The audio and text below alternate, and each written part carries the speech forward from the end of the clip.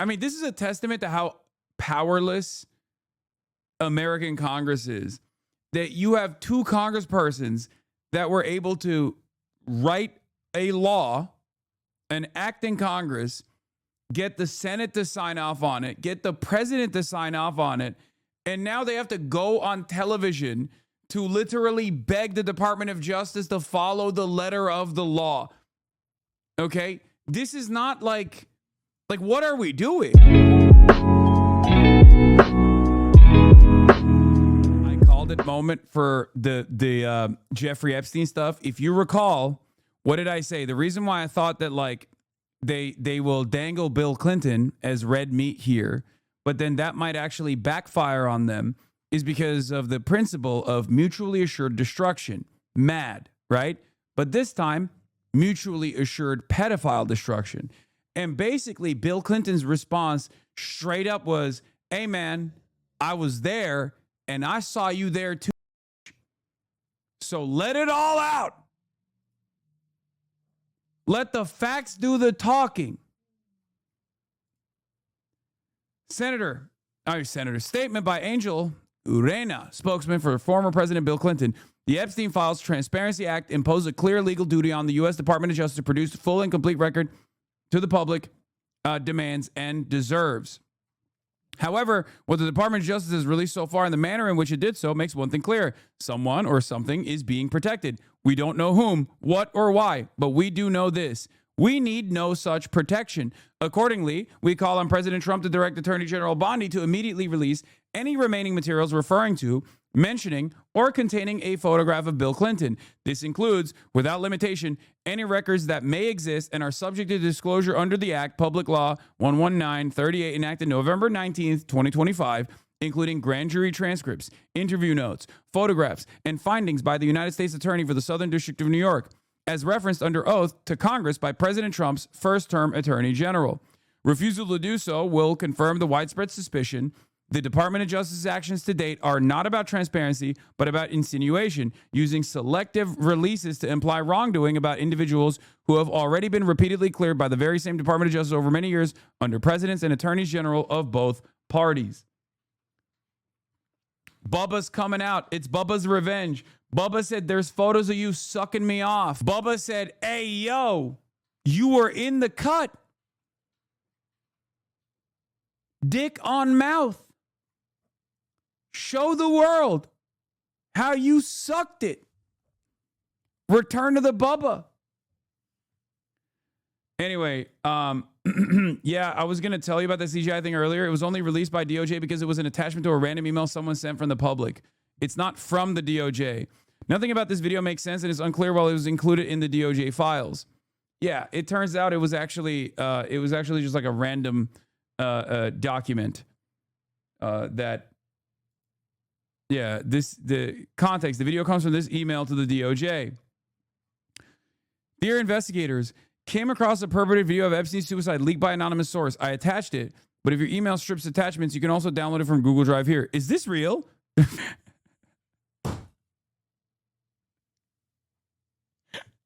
Dog.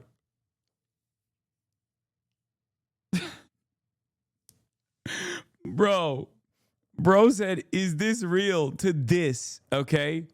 To this. Like, this is Game Boy Color advanced level of graphics.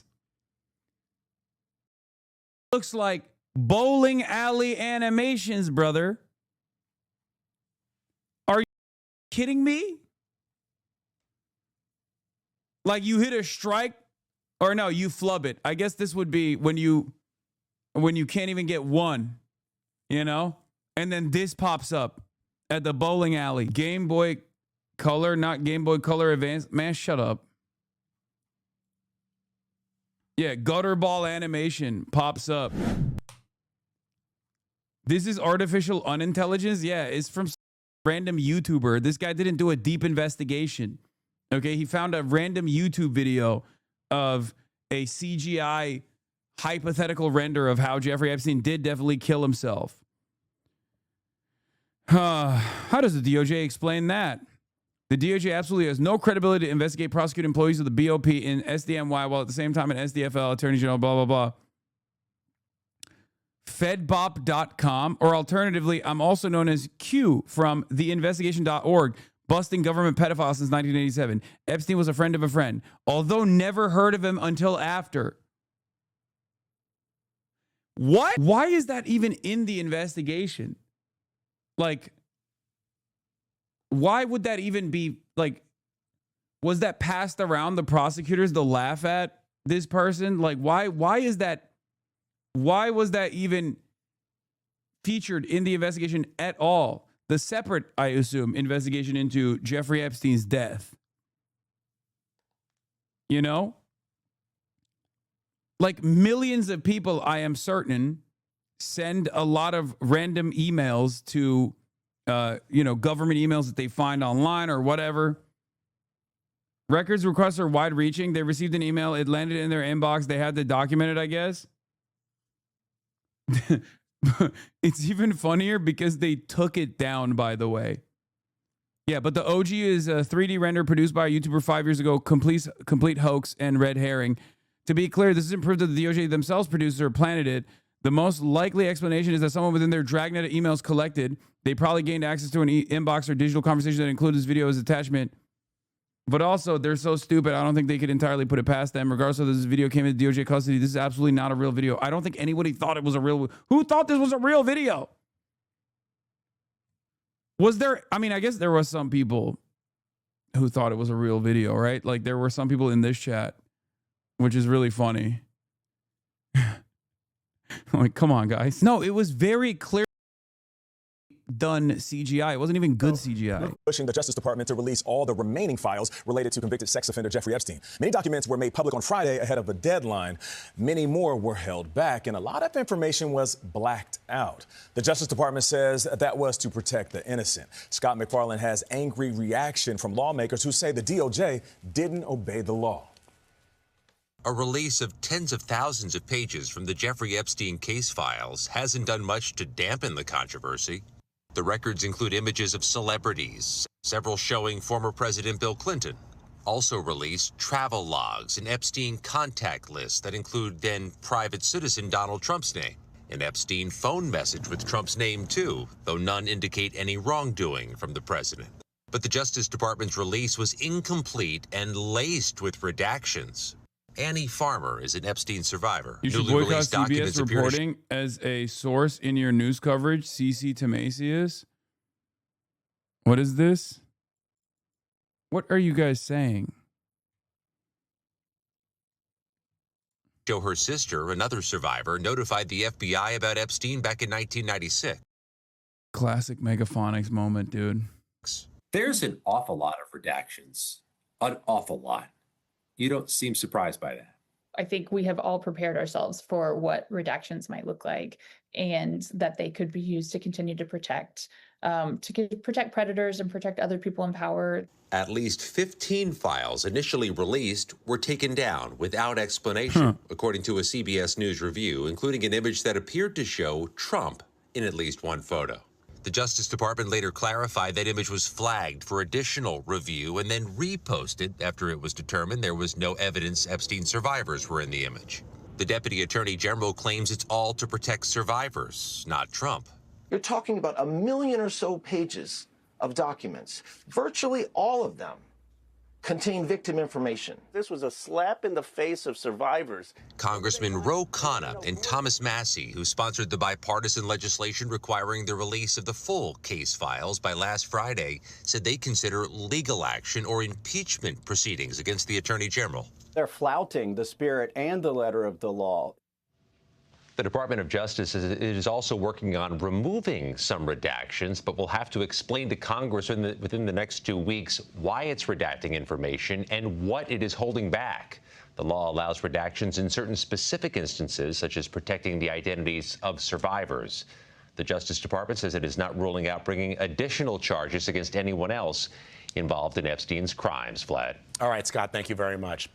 So far, there have been few surprises in the tens of thousands of documents related to the case against convicted sex offender and accused sex trafficker Jeffrey Epstein and his partner, convicted child sex offender Ghislaine Maxwell. The Justice Department says that 1,200 names identified as victims or their relatives were redacted, along with materials that could result in their... What it makes to ask this of a senator, but not for your media coverage? Wait, what? You already know what happened. Instead of playing dumb out of avoidance, the correct course now should be a total boycott of CBS properties by your entire caucus and vow to overhaul media ownership rules when this admin is over. The CBS thing does merit an explanation right away. It's a pretty big deal. Guys, I don't know if you know this, but I media criticism, okay? So, of course, I'm going to be looking at CBS coverage. As a matter of fact, later, we're going to be literally watching the CBS 60 Minutes video that was uploaded to Daily Motion because they accidentally released it in Canada. I watch Fox News all the time. They are lying all the time. Okay? Do better, HasanAbi. I know. I don't even think people are personally demanding that I boycott CBS News or anything like that. I think someone just like jokingly mentioned it or something. Identification. Will the release of the documents satisfy Congress and the political forces who lobbied for their disclosure? And much more importantly, will it satisfy the survivors of Jeffrey Epstein and their families? The two House members who pushed their colleagues into passing the bill to release these documents, Republican Thomas Massie, who's in Garrison, Kentucky, and Democrat Ro Khanna, who joins us this morning from Palo Alto, California. It's good to have both of you here. I want to start with you, Congressman Massie, because in these past 48 hours, we have seen the Justice Department acknowledge it's an incomplete release, but they have put out more than 13,000 files. They say more will come. This isn't everything you asked for just yet, but would you acknowledge that they are complying with the spirit, if not the intent of your law? No, they're flouting the spirit and the letter of the law. It's very troubling, the posture that they've taken. And I won't be satisfied until the survivors are satisfied. You know, I said in the hours leading up to this release that we will know if they are complying if they implicate any of the other criminals that are involved and the suspects that are involved, that the witnesses, the victims themselves have given to the FBI, and they've never been mentioned. Well, there are some disclosures in here that seem new. Congressman Khanna, the documents confirm that the FBI received... I mean, how many times have they made it clear? Yes, there are some disclosures that are seemingly new, certainly, but Jeffrey Epstein Act, like the Files Release Act, was not about give us a little bit and totally manipulate what what information you are releasing, that you're totally redacting important political figures out of for no reason. No, it was all of it. All of it. As long as it did not showcase victims, as long as it did not showcase like identifiable victims or identifiable traits of victims and things like that, release the files in its entirety. I do like that Thomas Massie and Ro Khanna are doing something that I used to talk about all the time, that there's a tradition in American politics, in Congress, of people who are very one note, like that oftentimes get called like cranks, right? Mike Gravel was a great example of this, right? There have always been like anti-NatSec congresspersons, for example, that will do their very best to uncover whatever classified information exists, whether it be like the JFK assassination or whatever. Like there's always been people like that. Now, unfortunately, I would say Gravel Institute is a crank. No. I'm not saying these guys are always cranks. Okay? I'm not saying, but they're regarded as cranks. But sometimes, even people who are regarded as cranks in American Congress are very good at pushing for certain committees and uncovering truths. And what Ro Khanna and what's his face? I can't believe I'm forgetting it. Thomas Massey are doing right now is basically recreating that age-old tradition. I'm not saying they're cranks at all. What I'm simply saying is that there used to be brave politicians who would go out to bat, and sometimes they even are magnets for cranks. Like MTG doing this is a great example of this, right? And I personally love it. I love seeing it. I'm glad that it's happening. I'm glad that there are people who are stepping up and not relenting and pushing for it. Very clearly, they recognize that there is a lot of appetite from the public for this. It's understandable. And it's good that they're pushing on it. To complain about Jeffrey Epstein back in 1996, but the woman whose name is Maria Farmer, who made that complaint, said federal officials failed to follow up. She said the disclosure makes her feel redeemed and that this was one of the best days of her life to see these documents made public. What action do you want taken around a case like this? That was the single most important disclosure of what we got. I know Maria's sister. She sounded the... Like, dude, we used to have, like, the church committee, okay, back in the day. We don't. We haven't had that at all. Kaya, get out of there. Nope. Oh, my God. We haven't had like that in such a long time. Like, we haven't had politicians that basically... What the hell is a crank? Kaya's doing IT work again. Yeah, she's going in the wires. Let her end the stream. Okay, she's trying to keep you on your toes. She's trying to lay on my toe. Specifically, up leg. Anyway, yeah, she craves the electricity. She craves it. Alarm in 1996. She complained to the FBI. She's a woman in STEM. The problem is that Epstein was so connected with law enforcement and powerful politicians, the FBI did nothing for a decade. Frankly, she deserves compensation. She deserves an explanation. But the broader point is, Blanche was on this morning saying that Massey and I have a problem that it's taking too long. That's not the problem. The problem is this was a slap in the face of survivors.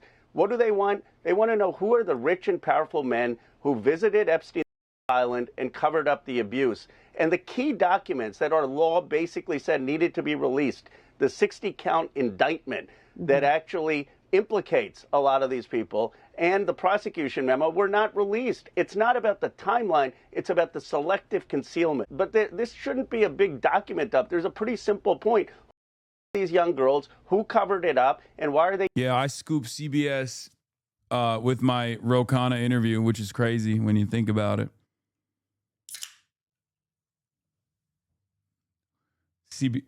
CBS trying to get my guests on after I got them. Fine, you know. Falling off, I guess. Getting away with it.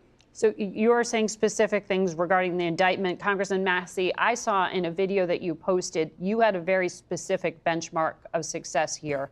You said there are at least 20 men accused of sex crimes known to the FBI. How do you know that number? And do you know those names? He already said it. He knows the number because he spoke to the victims and the victims' lawyers. Yeah, the survivors' lawyers have told me those numbers, and they've described their professions in general, but they've only given me one of those names, and I mentioned that in a congressional hearing, Jess Staley. So I searched these documents. I didn't see Jess Staley's name, nor did I see 19 other names. And here's why we shouldn't be optimistic that Blanche or Bondi are going to release these things. They sent a 6-page... The Church Committee, formerly the United States Senate Select Committee to Study Governmental Operations with respect to intelligence activities, was a U.S. Senate Select Committee in 1975 that investigated abuses by the Central Intelligence, the Central Intelligence Agency, also known as CIA, the National Security Agency, also known as the NSA, the Federal Bureau of Investigations, also known as the FBI, and in the Internal Revenue Service, also known as the IRS. It was chaired by Idaho Senator Frank Church, Democrat from Idaho. And the committee was a part of a series of investigations into intelligence abuses in 1975. Some of the biggest revelations was MKUltra, COINTELPRO, which involved the surveillance and infiltration of left-wing groups in the country, American civil rights organizations, and things like that. MK Ultra is an operation that was may or may not have been responsible for many of the notorious serial killers and even mass murderers of different varieties. Is a drugging operation. Anyway, this is like this was, you know, there were real ones back in the day, okay? And I would say that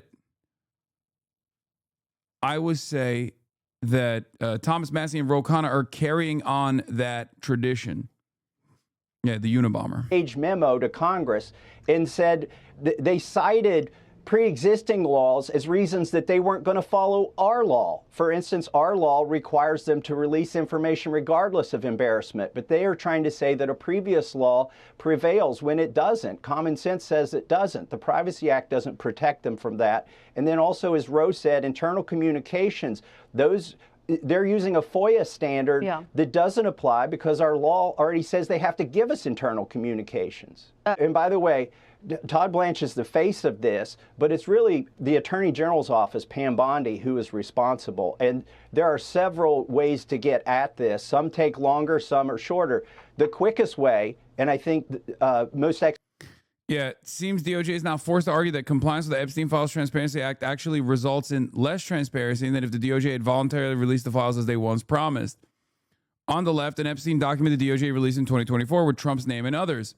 It's still up on the DOJ website. On the right, the same document as DOJ redacted it in response to the Epstein Files Transparency Act. I wonder why. I wonder what happened here. Sergey Brin, when it was re-released, was redacted. Okay? Sergey Brin, casual friendship with Donald Trump. This was in the original tranche. It was unredacted, or in 2024 when they released it, it was unredacted. Trump's name is also redacted in this. And then it was re-redacted. It was entirely redacted, and then they re-released it unredacted, by the way, because I saw the original files. I saw the original files that we looked at this exact page on the stream. So they literally redacted it and then unredacted it. Okay? They didn't even redact it correctly. Yeah, I read this entire paragraph, but I guess redacted it again. What is this? What is this? The bigger picture is you're being lied to and misled like a dumbass. You're clapping for something that hasn't happened. What? Useless bill then? XQC is gooning to you right now? Wait, why? Expeditious way to get justice for these victims is to bring inherent contempt against Pam Bondi. And that doesn't require going through the courts. And give her, and basically Ro Khanna and I are talking about and drafting that right now. Okay, well, I mean, on another network this morning, Democratic Senator Tim Kaine said impeachment or contempt, it is premature, Congressman Khanna. And the Deputy Attorney General said, bring it on. They don't seem to be taking this very seriously. And if you just don't have the math in the Senate, including at least now, this Democratic senator not being convinced, doesn't that sort of show that you're at the limit of pressure?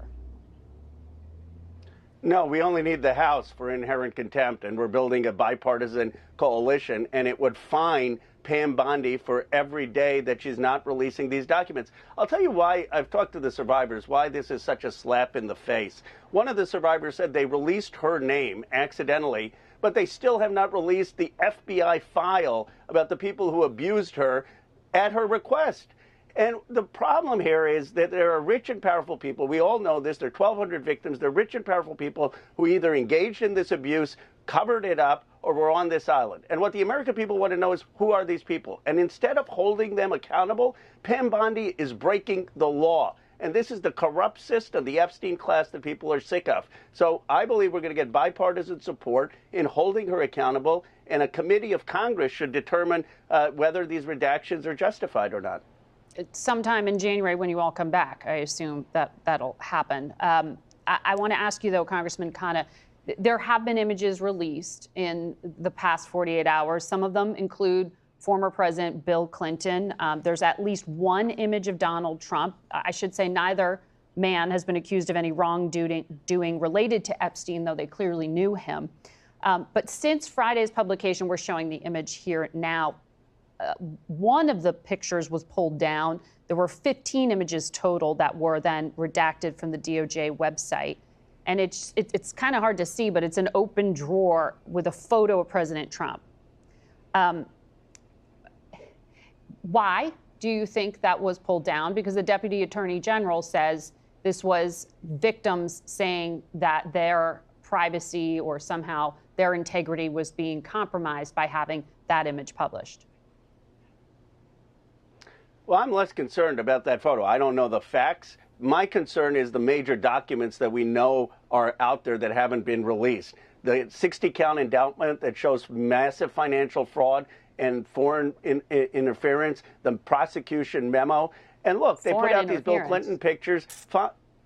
Well, they're allegations that they're foreign governments that potentially were involved. And that all needs to come out. And it needs to come out in the indictments. It needs to come out in the prosecution memos. But the reality is they put out these pictures for Bill Clinton. Fine, put it all out, but don't distract from the fundamental issue, which is who are these powerful people who would visit an island? I mean, there are 1,200 victims. It defies common sense that it was just Epstein and Maxwell, and they're hiding something. And you know why the American people are so upset? My X account had MAGA supporters supporting me for the first time, saying, you know, Pam Bondi whiffed, according to Susan Wiles. She is breaking the law. She needs to be held accountable. You're referring to the Vanity Fair quote that the chief of staff gave saying the whiffed, and she said that Pam Bondi gave them binders full of nothingness, and then when it came to the client list, she said it was on her desk.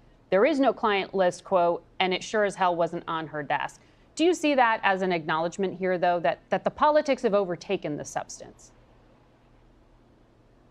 No, for us, it's about the survivors. And if you look at Thomas Massie and my comments the morning of the release, we were giving Blanche the benefit of the doubt. We said, if it's not all there, fine, just get the information out. It's when the survivors said that this is an insult, this is a slap in their face, that we aren't getting the truth about who these men were on the island, that we started sounding the alarm. And this is more documents of nothingness. And I guess the question the American people have, even to me, is the system so corrupt? Is the system so corrupt that Thomas Massie and you defy the odds, pass a bill through a discharge petition, get the Senate, get the... Why is this anchor so oppositional? We call that the Barry Weiss effect, baby.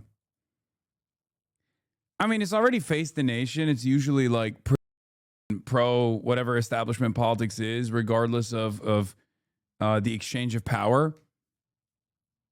And she always was kind of like that. But, you know, I'm sure Barry Weiss's editorial control has not helped. If you are noticing a real shift in the way that CBS's news coverage is changing, especially like the big high profile programming like Face the Nation, or as we'll be talking about in a little bit, 60 Minutes, that is directly Barry Weiss's doing. President to sign it, and still these rich and powerful people are being protected. Who has this kind of hold on our government? What are they hiding? Why are they not releasing this? Did you just say noticing? What? Noticing? Oh my God, noticing? Yeah, dude, I used noticing, a term that, you know, people use. It doesn't always have to be about, I don't know, some kind of major Jewish conspiracy. Well, you want what? People involved in those initial investigations down in Florida re-examined and possibly prosecuted? What are we doing? I want the information out, which was in that prosecution memo that Acosta disregarded, that were in those Margaret Brennan is turning into a shill for There were CBS. 60 I mean, Margaret counts Brennan against always was a bit of a shill. That's Epstein. why Only- she does this job. But it's kind of like Tony the penis, right? Tony the Koppel, Tony double circ Tony. Like, he was already a dick rider for Israel, right? And then Barry Weiss comes in, editor-in-chief, elevates his profile within CBS. He got promoted, right? He's going to get a triple snip now. I've criticized your interviewing skills, but honestly, your interview with Ro Khanna was much better than this crap, and I mean that and as an objective journalist level. Thank you. 2 counts were prosecuted. I want to know, who were these other people who were on the Epstein Island? Who were the people who saw young girls being paraded around at parties, 13, 14, 15-year-olds, and didn't say anything? And why is this so hard when there's a law requiring these names to come out? What we're seeing is survivors' names come out, but not the men who abused them. And instead of holding elites accountable, I like that the way that, I mean, this is a testament to how powerless American Congress is. That you have 2 congresspersons that were able to write a law, an act in Congress, get the Senate to sign off on it, get the president to sign off on it, and now they have to go on television to literally beg the Department of Justice to follow the letter of the law. Okay? This is not like what are we doing? Not a suggestion, okay? This is something that is now the law. It's not that complex. The very fact that there is any back and forth on this whatsoever blows my mind. It doesn't make any sense. Trump, as president, signed it into law. What more do we want here? What more can we do here? What do you think about the Squirrel's reaction to your Ro Khanna interview? Brother, come on. You just want... Oh, my Lord. Oh, my God.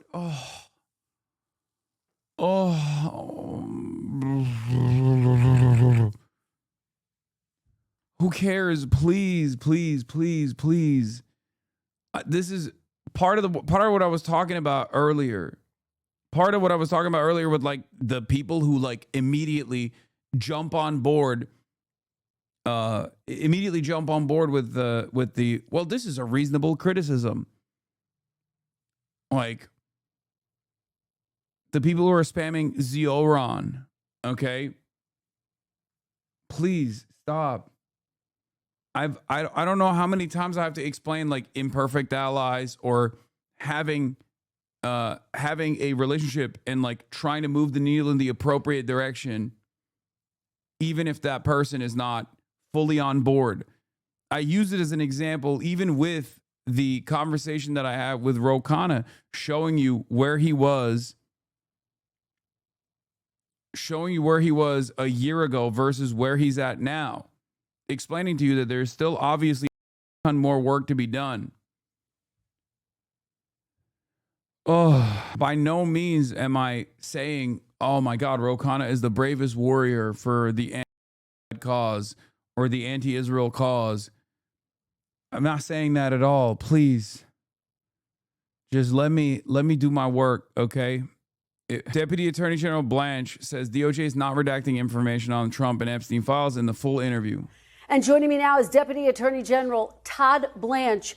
Mr. Blanche, welcome to Meet the Press. I think when they say this, when they introduce Todd Blanche like this, they're doing a disservice. They should start in the same way that I do. Former Trump defense attorney Todd Blanche. Former Trump defense attorney, now Deputy Attorney General Todd Blanche. Because, like, you know how NPR will be like, we are also, obligated to tell you that we're sponsored by Facebook or whatever. Like, Facebook is one of our, when they're doing a story about Facebook, they have to tell you, like, that Facebook is an investor or whatever. Like, they've a donator to NPR. It's kind of like that. Like, I feel like this is important information to put into every conversation about Todd Blanche, right?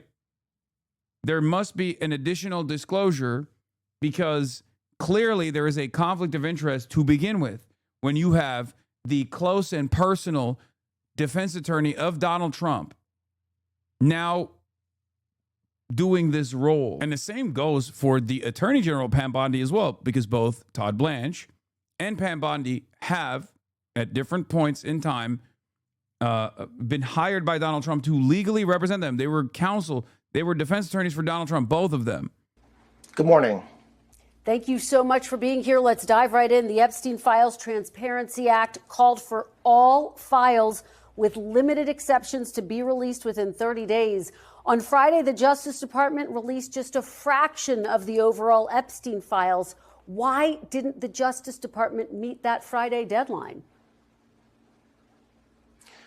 Good morning. So it's very simple and very clear. The statute also requires us to protect victims. And so the reason why we are still reviewing documents and still continuing our process is simply that, to protect victims. So the same individuals that are out there complaining about the lack of documents that were produced on Friday are the same individuals who apparently don't want us to protect victims. So we're going through a very methodical process with hundreds of lawyers looking at every single document and making sure that... Cap, yeah.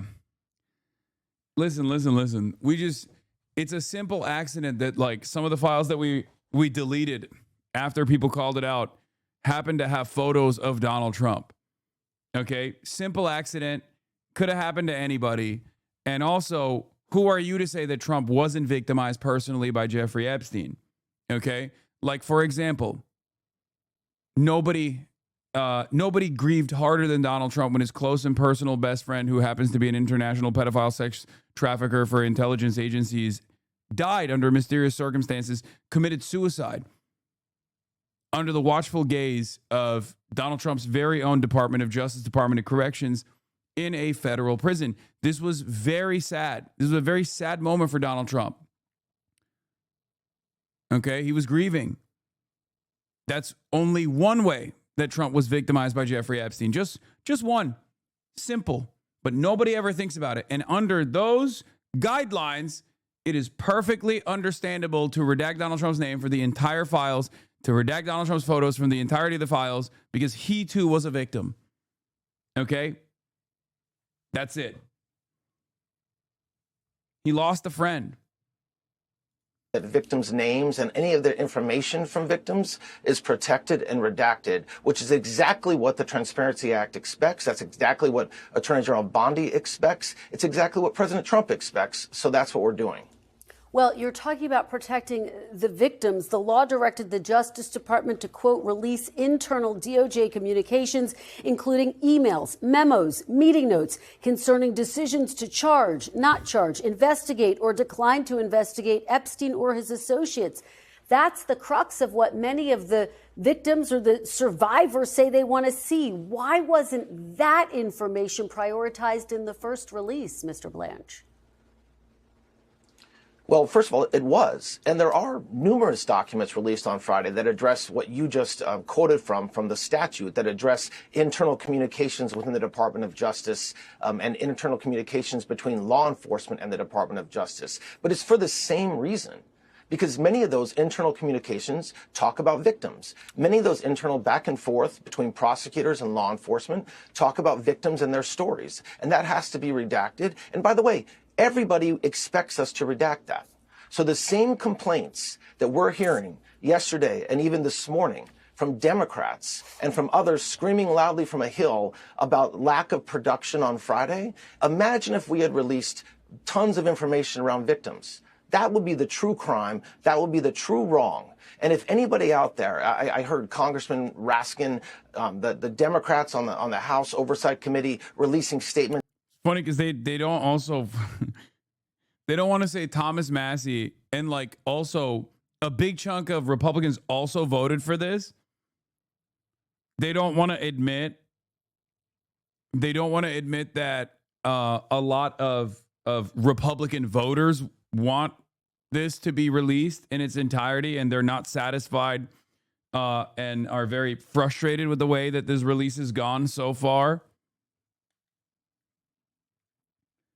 They won't even, there's also an additional clause in the way that the law was written that where they have to basically prove why they're redacting certain things. Like all internal correspondence about decisions being made about redactions must be revealed as well, which they are obviously not doing either.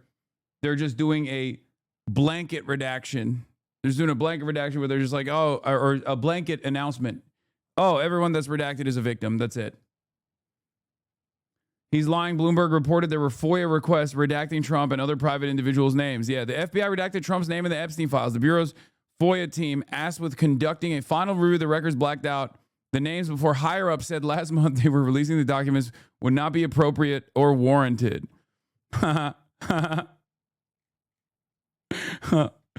Oh, they hit him with a Freedom of Information Act. This is from August. Listen, it's going to be really hard. We've already redacted Donald Trump from everything. It's going to be really hard to unredact him, okay? You know how many Sharpies we used? Do you understand how many Sharpies we used specifically to redact Donald Trump?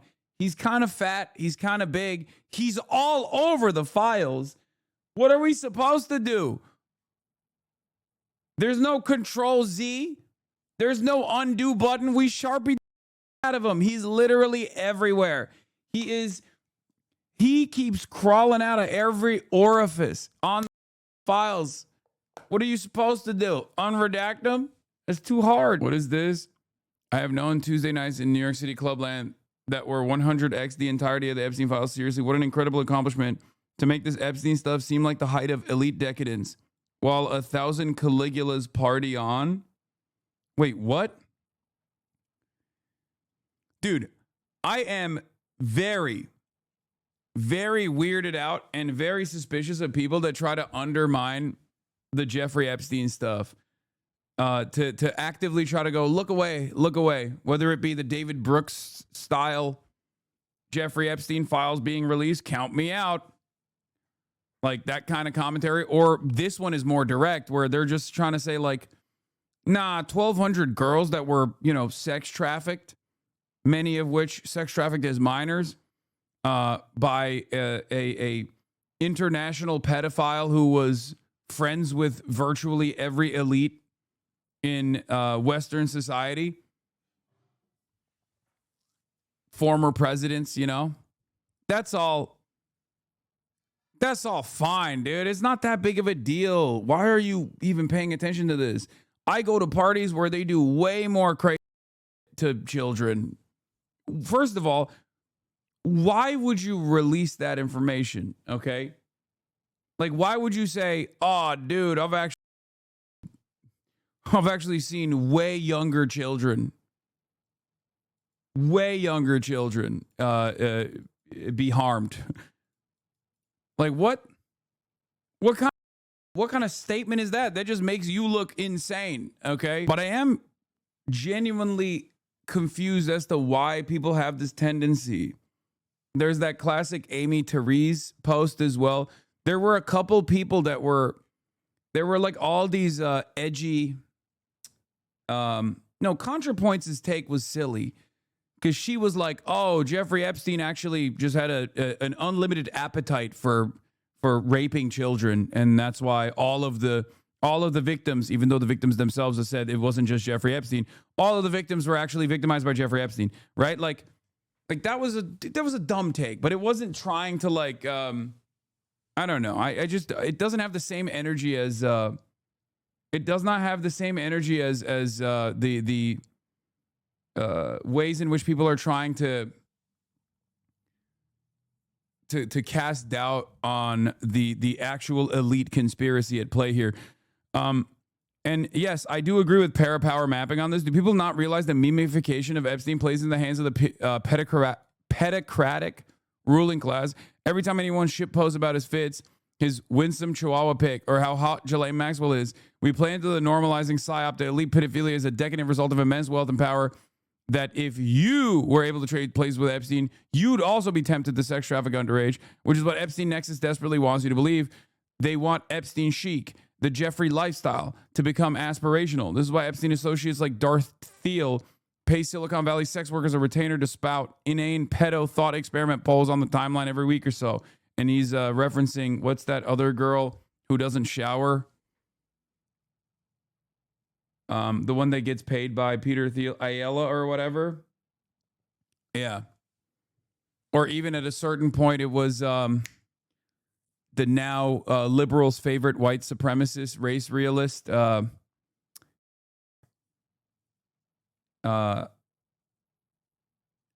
damn it. Who's the Richard Hanania? Like, it's not an accident that so many of these people routinely find themselves either trying to normalize, routinely find themselves normalizing like pedophilia adjacent shit. Maybe they're just like personally open-minded, I guess, in air quotes, about stuff like that, but it does rub me the wrong way. Anyway, every time someone posts something like this, we inch closer to a world in which Kevin Spacey once again has gigs in Hollywood and Harvey Weinstein is released. Do not help them. There's already negligible accountability. Justice at Capitol's kangaroo court. Don't make it easier for them to rehabilitate Epstein and Diddy nexuses than it needs to be. In full disclosure, at risk of hypocrisy, I say this as someone who is guilty of having cracked a very rare joke about Ghislaine's bazookas. No longer. Delete this account. So, I don't know. I do find it strange to the degree of which like there are different ways. I guess there are different ways of like making a mockery of Jeffrey Epstein, right? But he's just like me for real type posting is not actually joking about Jeffrey Epstein in the direction where you're where you're actually making a mockery of Jeffrey Epstein or people who are defending him. You know what I mean? That's not how the internet works. No, I agree. I agree. I'm just saying it does rub me the wrong way a little bit. Like it's kind of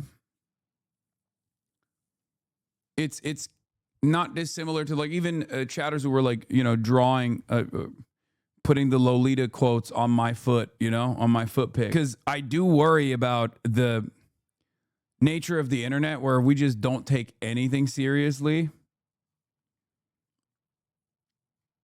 We don't take anything seriously on the internet, and it does make me feel like it plays a role in normalizing certain kinds of crimes, right? Like it's almost, meme washing, especially if it's, it's like what happened with Kirkification, right? Like it definitely changed the serious tone that the administration was trying to present with Charlie Kirk's assassination into something that is completely unserious. Whereas like with the Jeffrey Epstein stuff, it's like, you know, like there are things that you can do that for is what I'm saying. But this is, you know, maybe we should dial it back on that, but it's not going to, I'm never going to be able to stop people from memifying Jeffrey Epstein. I'm just saying it just like rubs me the wrong way a little bit. In any case, there was, I do want to show you crazy, the crazy post from, what was it? Amy Teresa or whatever, like the OG pivot from being a quote unquote leftist to like doing the Red Scare style pivot like the Red Scare girls did.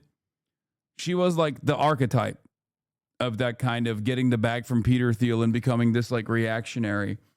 And she also had, and so did the Red Scare girls, had a take about Jeffrey Epstein that like made it seem like he was not a real pedophile or anything, right? It's like it plays along with the thing that Megyn Kelly was doing.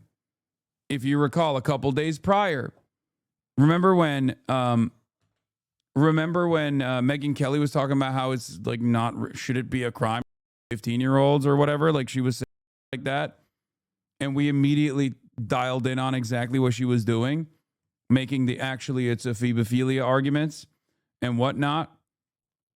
In any case, like there is a little bit of that too, and it's frustrating to see. It's like terrifying to see, really, because I do think that a lot of people with an endless appetite for for constantly tackling new things, constantly pushing the boundaries of what is acceptable, expanding the permission structure to different forms of, racism, bigotry, and whatnot. They do this with pedophilia as well, and it's like, come on, can we just have like one established thing that's bad? What are we doing? What are we doing? We can't have one thing. What is happening? Like throughout, I guess, the last couple of decades, there was a couple things that we all agreed were bad, okay, due to the historic violence and the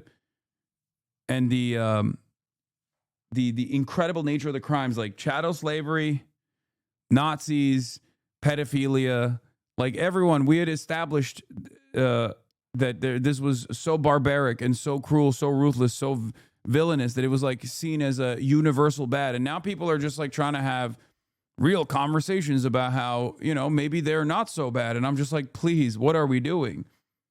Do we not realize that we're just like ruining what remains of the social fabric that kept everything together? The endless investment into vice signaling has led people to tackle even more ridiculous things. She does this thing where she's like basically saying like Jeffrey Epstein wasn't a pedophile. He was a scene F word, right? Like, the edgy Groyper style posting to normalize Jeffrey Epstein's action. Oh, here it is. And once again, this is the archetype of the Dasha Red Scare pivot. Epstein was a polite dork with an emotional arrested development who liked girls who were young and pleasant and wanted to be there. He was a nebbish scene F word, a charismatic hipster desperate for the kind of validation that only his powerful and important friends could provide. Having been convicted for and done the time associated with spurious crime of soliciting an underage prostitute in Florida, in parentheses, she lied about her age. By the way, all of this is wrong. I can see how he would have had total narcissistic collapse and seen fit to kill himself. All of this is completely wrong, for the record. Spurious crime of soliciting an underage prostitute in Florida. She lied about her age. Just wrong. No, this wasn't 3 days ago. This was a long time ago, but someone screenshotted it. He only existed in the idealized reflection of himself that his famous friends mirrored back to him, ruin his reputation with pedophile accusations, then turn it into a crusade, have the feds charge him a second time for the same underlying crime, then lock him up in New York and have him staring down the barrel of a multi-decade custodial sentence. She's posting about Jeff Epstein like it was a streamer who got caught grooming. Yeah, it's gross when people do that for streamers that get caught grooming too. Is this a joke, Lamont? No, this is what happens when you have contrarian brain poisoning, where everything has to be, you have to find the most like the hottest, the most contrarian take of all time. And you have no care or consideration for your output at all. Okay. And that's what you arrive at eventually. That's why I always say, like, the debate lord brain poison inevitably leads people into having conversations about the ethics of incest and pedophilia. Okay. That's where it always goes, because you're constantly trying to push the boundaries, right? I used to say this all the time back in the day when I used to, make fun of debate lords. I call them debate pedophiles, because like it's very, very, very strange behavior. It's repulsive to the average person, but these guys are extremely online and they're serving a market of people who want that, who have an appetite for this, like, this ridiculous back and forth. And they think this is the height of being an intellectual. Okay?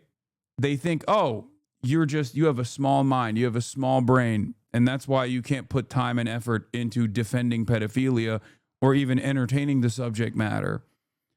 The reason why you're not entertaining is because you're too scared that you might be convinced or whatever. Isn't it better to test your arguments in the marketplace of ideas? not realizing that a lot of the people who are doing that are just simply trying to normalize it. Okay?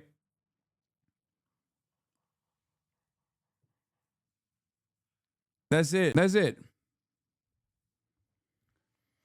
Ayala on Doom Scroll did exactly this. She was a moron. Yeah, it's just what these guys do it. Some of them do it because they think it's like a hidden truth that you're unlocking. It's the exact same way that like an anti-Semite's brain works, right?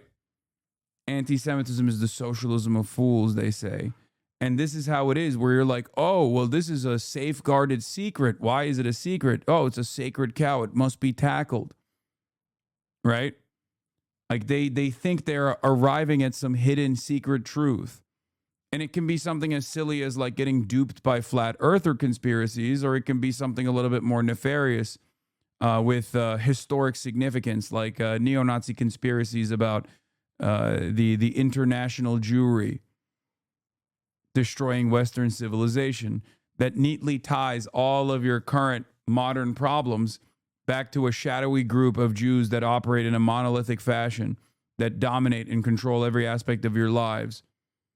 Much easier to understand a grand conspiracy than it is to actually think about this stuff from a materialist framework, which you most likely have never really encountered, especially in the Western world. It's accusing Attorney General Bondi, Director Patel, and myself of not doing our jobs. If they have an issue with me protecting victims, they know how to get a hold of me. But we're not going to stop doing it. Well, let's talk about the redactions, which you raised. The Epstein Files Transparency Act prohibits redactions, quote, on the basis of embarrassment, reputational harm, or political sensitivity. Has anything been redacted on that basis? Absolutely, positively not. And that's another trend that is just simply false. There were a number of photographs that were pulled down after being released on Friday. That's because a judge in New York has ordered us to listen to any victim or victim rights group if they have any concerns about the material that we're putting up. And so when we hear concerns, whether it's photographs of women that we do not believe are victims or we didn't have information to show that they were victims, but we learned that there are concerns, of course we're taking that photograph down and we're going to address it. If we need to redact faces or other information, we will, and then we'll put it back up. So we are in every way, shape, and form complying with this statute, which, by the way, is what President Trump has been asking us to do since before he was elected. There is nothing that he has to hide in the Epstein files. There never was. And even though there's repeated attempts by Democrats to paint him as being part of the Epstein saga, it's failing over and over again. And so you should not be surprised that the material that we released on Friday or the material that we're going to release over the next couple of weeks is exactly what the statute requires us to release, which is everything that we have from this case, with the exception of redacting personal information from victims and other statutes, privileges and things like that. Otherwise, everything's getting produced. Mr. Blanchard, I want to follow up with you. Also, there's a second interesting through line in this story, plot line, where Todd Blanche also directly went to Ghislaine Maxwell, had a conversation with Ghislaine Maxwell directly about clearing Trump's name, even before when they were worried about people demanding that they release more of the Epstein files. And considering Ghislaine Maxwell knows where the bodies are buried, that was a pretty interesting moment from the administration, where the deputy attorney general, former Trump lawyer, now turned deputy attorney general, was acting as the deputy attorney general to quote unquote protect their client, the president, when the DOJ is supposed to be an independent body for good reason. What you just said, you were referencing the 15 files released Friday. They disappeared from DOJ's website yesterday, including this photo of what looks like a desk with a drawer open containing photos of Donald Trump. He's like, don't show that. There's a victim. The victim, Donald Trump, is in that photo. Be very clear, to put a fine point on it. Why were these files taken down? You're saying it was at the direction of a judge? Well, you can see in that photo, there's photographs of women.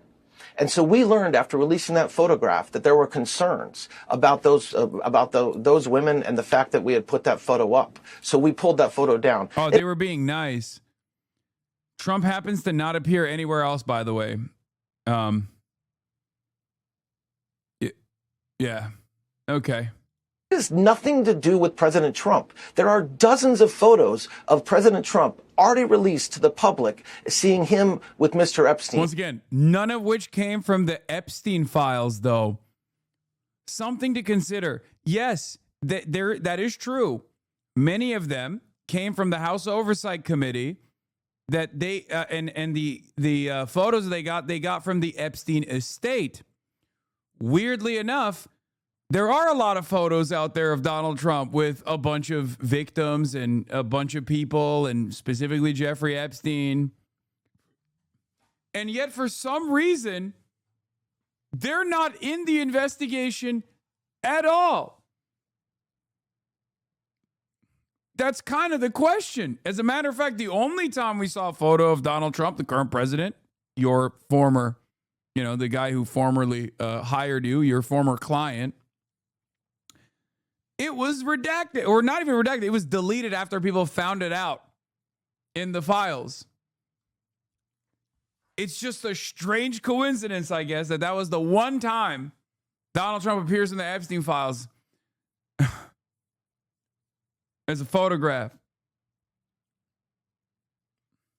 He has said that in the 90s and early 2000s, he socialized with him. So the absurdity of us pulling down a photo. Why is he defending Trump? That's not his job.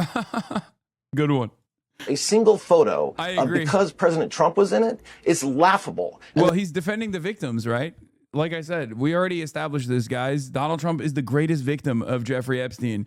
Okay? 1,200 women, not real victims. Donald Trump, the only real victim. The fact that everybody's trying to act like that's the case is a reflection of their true motivation. But the reality is anybody, any victim, any victim's lawyers, any victim rights group can reach out to us and say, hey, Department of Justice, there's a document, there's a photo, there's something within the Epstein files that identifies me. And we will then, of course, pull that off and investigate it. Are you saying that one or more of the women in one of the photos or several of the photos is a victim or a survivor of Jeffrey Epstein, and that's why you took those files down? And will they be put back up?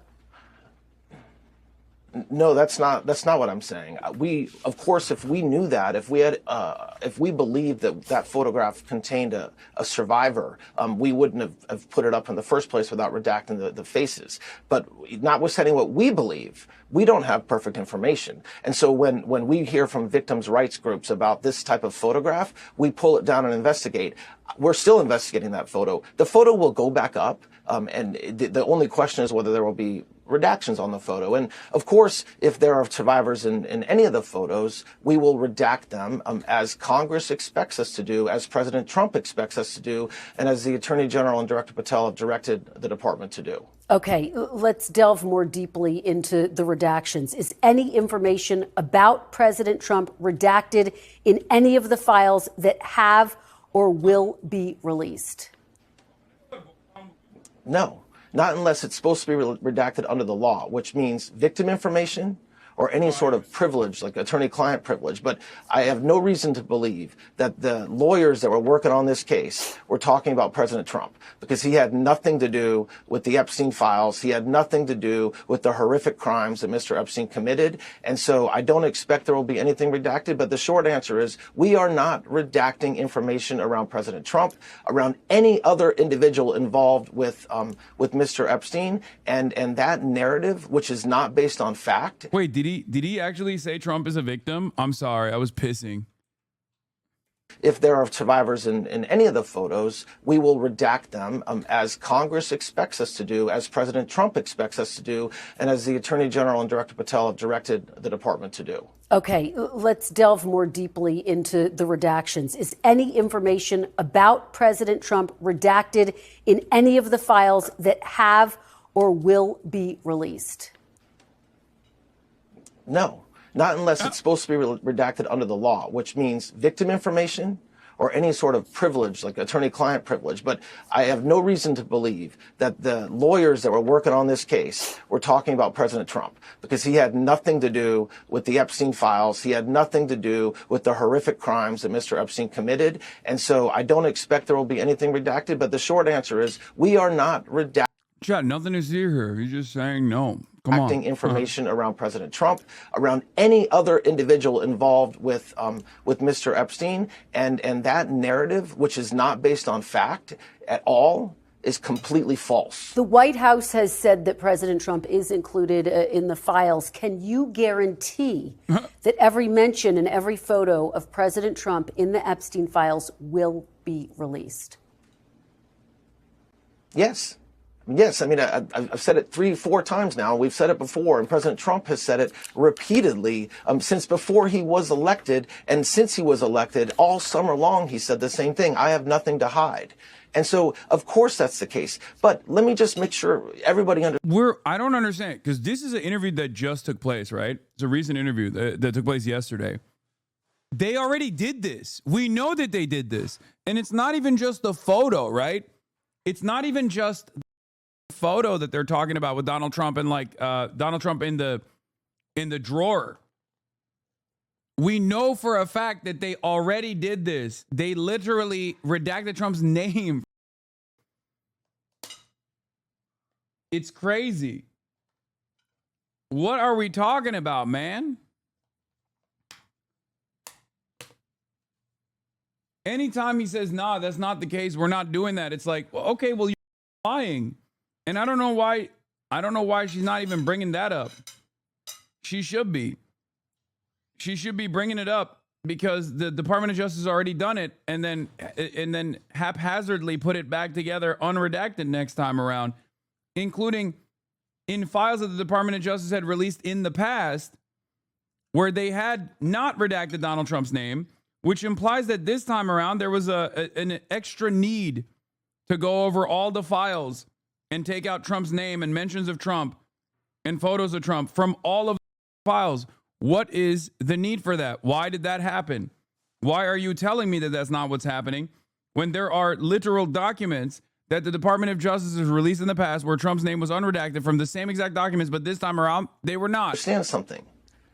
To the extent that he is, quote, in the Epstein files, it's not because he had anything to do with the horrific crimes. Full stop.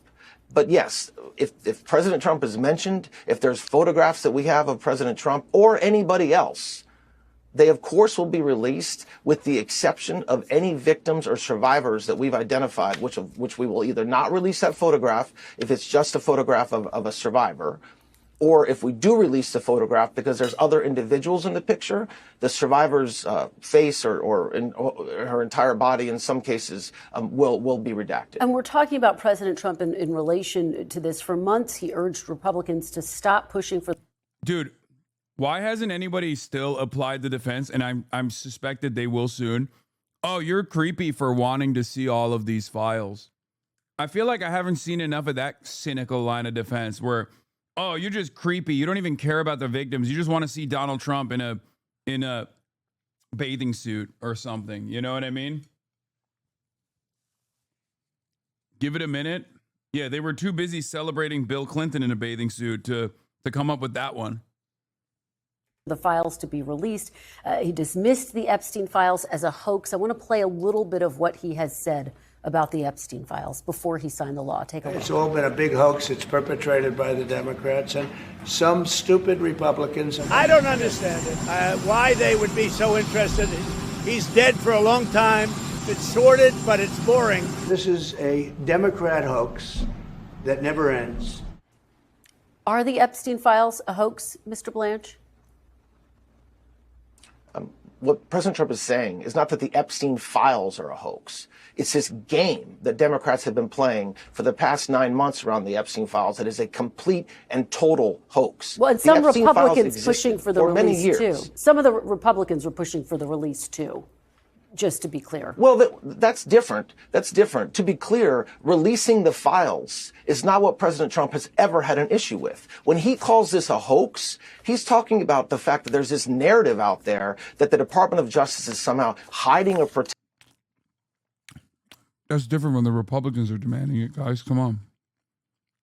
Protecting information about him, which is completely false, as evidenced by the fact that the Epstein files existed for years and years and years, and you did not hear a peep out of a single Democrat for the past 4 years. And yet we're supposed to believe that, lo and behold, all of a sudden, out of the blue, Senator Schumer suddenly cares about the Epstein files. That's the hoax. And that's the hoax that has existed for months and months and months. This isn't about whether we would release or not release the Epstein files. As a general matter, we do not release the files. It's just strange because, like, most of the motion on this side, on this issue, is coming from Republicans. I wonder why. Perhaps it has something to do with the fact that their entire commentary sphere for years and years have been like, well, Jeffrey Epstein is a Democrat operative. He's a pedophile for the Democrats, and we want all the files. And then Trump even leaned into that and said he would actually release the files, and now he's not, and keeps saying it's a hoax. Of criminal investigations and prosecutions. Yeah. There's laws around that. There's laws that protect victims, that protect the innocent. So we're doing something here that is more transparent than we've done in any criminal investigation in the history of this country. Don't forget that. In November, President Trump directed the Attorney General to investigate, speaking of investigations, high-profile Democrats with ties to Jeffrey Epstein. Is the Justice Department investigating only Democrats or everyone with a connection to Jeffrey Epstein? So Jay Clayton, the U.S. Attorney in the Southern District of New York, which is the office that had the most recent Epstein case, is investigating pursuant to the communication from President Trump. And by the way, this department will always investigate anybody and anything that we learn about sex trafficking or any victim of horrible sex crimes that takes place. As proof of that, the Attorney General, the Director of the FBI, we have charged and we are prosecuting more. I don't get it. She knows he's lying, right? Yes. I mean, she quite literally said Donald Trump directed the Department of Justice to prosecute Democrats. Are they only prosecuting Democrats or investigating Democrats? And he literally said they're following Trump's lead, as in yes. Without saying yes, he said yes, they are investigating Democrats. Which, for the record, good, obviously. I don't get it. But also, investigate and prosecute the Republicans too. Child predators, just in the first 10 months of this administration, than the entire 4 years of the Biden administration. So this idea that there's that we're protecting or doing something wrong when it comes to protecting victims is not true. Well, in the directive, President Trump singled out former President Bill Clinton. Of course, a number of photos of President Clinton were released Friday. A Clinton spokesperson saying the White House hasn't been hiding these files for months, only to dump them late on a Friday to protect Bill Clinton. This is about shielding themselves from what comes next or from what they'll try and hide forever. Let me ask you bluntly, is President Clinton under investigation? I will never talk about ongoing criminal investigations, so I'm not going to answer that question. But let me address the second part of the quote that you just gave us. Think about how patently absurd that position is. The idea that we have hundreds and hundreds of DOJ lawyers. These are not politicals. It's not me. It's not Attorney General Bondi looking at all of these files and determining whether they are. Wait, did he just admit that he's politically biased? It's not me. It's not Attorney General Pam Bondi. It's actually impartial lawyers that work directly under me.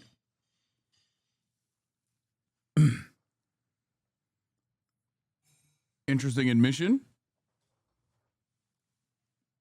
I think he means political appointees. Yeah, I guess. I guess that's what he means. Except the interesting phenomena here is they still work under you. And under normal circumstances, even like the appointed position in most cases, this is one of the jobs that is supposed to be seen as like independent, okay? And if it wasn't, I mean, there would be no Watergate, there'd be no investigation into wrongdoing of previous presidents. And I guess like in the future, that's how it's going to go. You're almost bald, Hasan. Wait, what? Do my haters eyeballs is so shocking whenever they say stuff like that.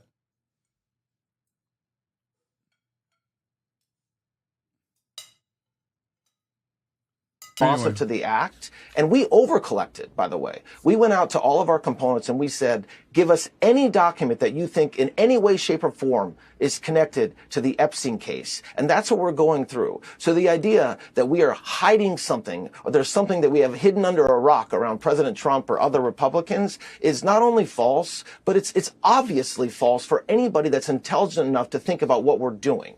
Let me just put a fine point on this. Will the Justice Department bring any new charges against anyone based on the contents of these files? We have continued to investigate anybody associated with Jeffrey Epstein for years and years. We discussed this in our July memo, and we continue. So the answer is, I don't know whether there'll be additional prosecutions. Based on the information that we had in July, based upon the information that I'm aware of now, we are not prepared to bring charges against anybody, but we are learning new information all the time. We learned the names of additional victims as recently as Wednesday of this week. Okay, so there's new names that we didn't have before that we ran across our database to understand whether they had ever met with law enforcement or ever talked to the FBI. And so we're always investigating. And so it would be premature and not fair for me to unilaterally say yes or no to what future prosecutions there may be. Okay, Mr. Blanche, you talk about the reaction from Capitol Hill. Let me allow you to respond to some of it. Congressman Thomas Massie and Ro Khanna, the authors of the Epstein bill, say the partial release of files failed to comply with the law. They say they are considering looking into the possibility of impeachment proceedings, contempt, even criminal referrals for obstruction of justice from DOJ officials. Do you take these threats seriously? Not even a little bit. Bring it on. We are doing everything we're supposed to be doing to comply with this statute. And Congressman Massie and these other congressmen that are coming out speaking negatively about Director Patel and the Attorney General have no idea what they're talking about. They know the work that we're going through. They know what we're doing to protect victims. I mean, just think about what we're doing. You're talking about a million or so pages of documents. Virtually all of them contain victim information. So why won't you? Don't you understand how hard it is to redact Donald Trump off of every page?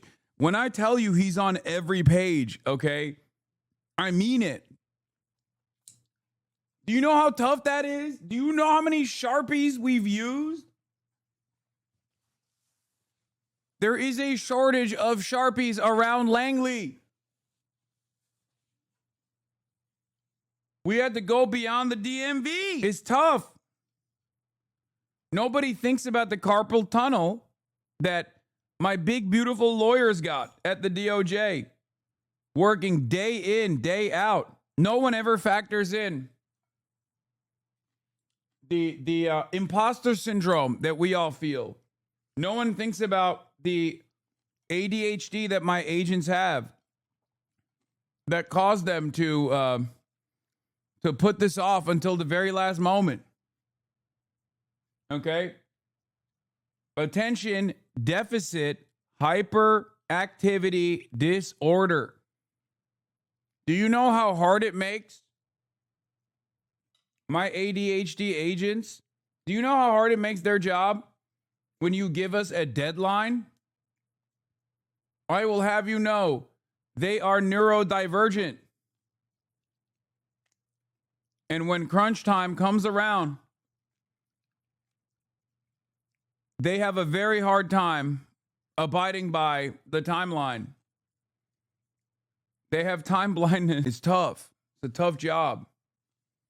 Listen, the idea that Attorney General Bondi would ever let a single piece of paper go out of this department that contains victim information is something they know we won't do. And the fact that they're threatening to impeach her for protecting victims is a reflection of where their head's at. It's not a reflection of this department. We are complying with the statute. We will continue to comply with the statute. And if by complying with the statute, we don't produce everything on Friday, we produce things next week and the week after, that's still compliance with the statute. There is well-settled law, as they should know, that in a case like this, where we're required to produce within a certain amount of time, but also comply with other laws like redacting information, that very much trumps, redacting information very much trumps some deadline in the statute. All right, couple more, and we're almost out of time. I do want to ask you about Ghislaine Maxwell, who was, of course, convicted in 2021 for her role in helping Jeffrey Epstein traffic his victims. In July, you interviewed her in Florida, where she was serving a 20-year sentence in federal prison. Just a week later, Maxwell was moved to a more permissive prison camp in Texas. Why was she moved just days after you interviewed her, Mr. Blanche? So that's a Bureau of Prison Security issue that I will not talk about. Did you have anything to do with it? Did you have anything to do with it? Total coincidence. You see, total coincidence, okay? A lot of people are saying that we gave her a sweetheart deal here for not singing. And that is true. That is literally what happened. Let me finish.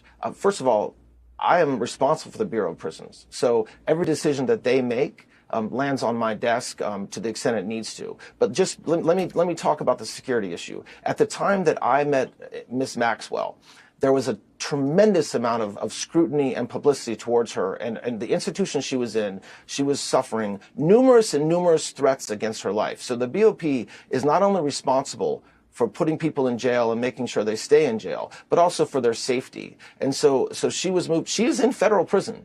She was in federal prison before. She's in federal prison now. She's doing 20 years because she was convicted. And the fact that she was moved, she might be moved to another institution tomorrow if security requires it. And that's true of any federal inmate across this country. But as you know, survivors were outraged by all of this, especially the fact that she was moved. Why talk to Ghislaine Maxwell and not the survivors, Mr. Blanche? What you just said is completely false. We will talk to any survivor at any time, which is something that we have said talked to them from day one. But have you talked to them? Of course. The attorney, first of all, they have to want to speak with us. The Attorney General and I spoke with a victims' rights group as recently as Thursday. Okay. And if folks want to talk to us next week or the week after or in the coming months, they know how to get a hold of us. And we will always talk to survivors and victims' families. But just backing up to your question about Ms. Maxwell, nobody ever talked to her. Nobody ever asked her questions about what she knew. So when she said that she had... Yeah, she was lonely. No one knows what it's like to be a sad woman behind blue eyes. No one ever cared or considered her feelings in this. Many people immediately, in dare I say, misogynistic ways, blame the woman for the crimes of a man. Okay? It's called misogyny. Look it up. Something she wanted to say, notwithstanding the fact she had been convicted. Of course we went and talked to her. Imagine if we didn't talk to her. Imagine if she had said, I have a story to tell and I would like to talk to the government. And I said, no. The same outrage would be directed at this department for not speaking with her. So we're trying to do our job here, and we are doing our job here. But any victim that wants to talk to the FBI, that wants to talk to the Department of Justice, they can call us anytime. They're so bad. They're not even good at this, man. They literally decided to go and talk to Ghislaine Maxwell after everybody was like, why don't you release the fucking Epstein files? Are you a pedophile? What the hell is this? And then they went and talked to Ghislaine Maxwell in a closed-door meeting. And the only takeaway from said meeting was Ghislaine Maxwell said Donald Trump is a handsome man, the most handsome man to have ever existed. And he was a gentleman and also didn't know Jeffrey Epstein at all. And then the next day she was put into a lower security prison. What the fuck? What a crazy situation. Oh, wow. How fortuitous. I'm sure the lawyers for other child sex traffickers will be interested to learn that their client can get moved to a nicer prison if they're getting threatened in Gen Pop.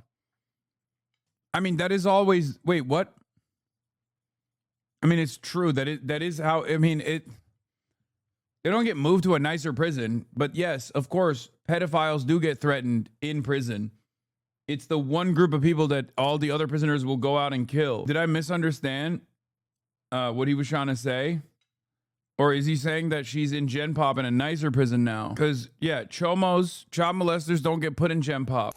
Let me ask you, President Trump in September urged Attorney General Pam Bondi to prosecute former FBI Director James Comey, New York Attorney General Letitia James, and Senator Adam Schiff, saying in a social media post that was supposed to be private, quote, "They're all guilty as hell."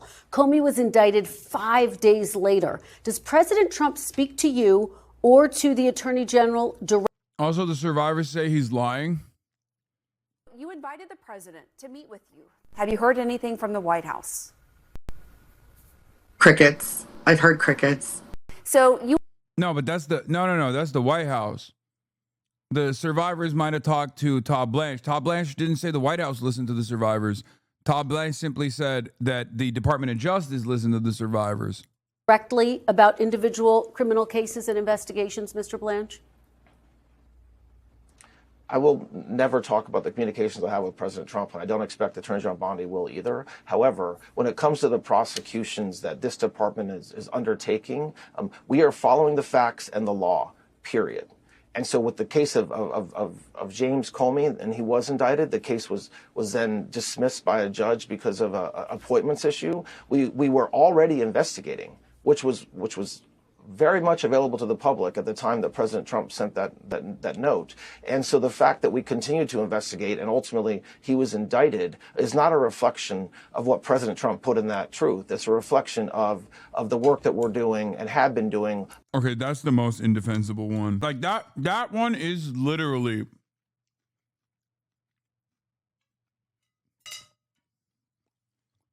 that one is so crazy, dude. Virtually everyone has admitted at this point. I think Donald Trump basically has admitted at this point that it was a political hit job. The courts seem to see it that way. I don't even understand what this man is trying to defend here. This is already established as a direct political attack. Why aren't these guys afraid of going to jail for defending Trump? Oh, come on, brother. I don't even think that there is a post-Trump universe that they're foreseeing at this point. Why do all the lords in King's Court continue to brutalize the masses without any fear of repercussions? Because he's king. Long before September. Just very quickly, career prosecutor Eric Siebert was fired after refusing to prosecute these cases against James Comey. He was replaced by Lindsay Halligan, of course, the president's former personal lawyer who doesn't have prosecutorial experience, who was found to be unconstitutionally appointed. And the cases were thrown out, as you say. To be clear, is the Justice Department taking directions about who to prosecute from President Trump? No, of course we're not. And also, Mr. Siebert wasn't fired because he refused to bring cases. He resigned, okay? And so, and this narrative out there that somehow it was because of James Comey, it was because of Letitia James. No, that's not true at all. And Ms. Halligan went in there and did a great job. She's still doing a great job as our U.S. attorney in the EDVA. And you had a local judge rule that she was not validly appointed. We filed an appeal in that case. I expect that eventually, when the appellate courts looks at this issue, we'll win that issue. All right, Deputy Attorney General Todd Blanche, thank you so much for being here today. We really appreciate it. Thank you. Thank you very much. We thank you for watching. And remember, stay updated on breaking news and top stories on the NBC News app or watch live on our YouTube channel. Well, new this morning, some CBS News employees. Oh, you're so obsessed with Trump. This is why Nick Fuentes and Asmongold are buzzword, bait. You got me. Easy clap. Cooked my ass.